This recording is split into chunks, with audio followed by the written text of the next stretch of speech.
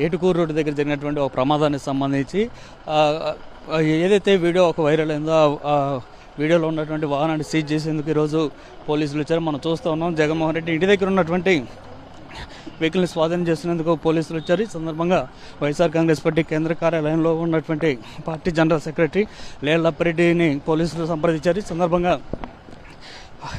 పలానా vehicle AP 40DH 2349 number గల vehicle కావాలంటూ వచ్చారు. ఈ సందర్భంగా వెహికల్ని తెప్పించి బుల్లెట్ ప్రూఫ్ వాహనం దీంట్లోనే జగన్ ఇటీవల పల్నాడు పర్యటన సందర్భంగా వెళ్ళినటువంటి పరిస్థితి. సో ఈ వెహికల్ కోసం వచ్చిన నేపథ్యంలో పోలీసులు నల్లపాడు సంబంధించినటువంటి పోలీసులు అట్లాగే పత్తిపాడు సంబంధించినటువంటి పోలీసులు ఇక్కడికి వచ్చి ఆ వెహికల్ కావాలంటూ తీసుకెళ్ళినటువంటి పరిస్థితి. సో మనం విజువల్ చూస్తూ ఉన్నాం.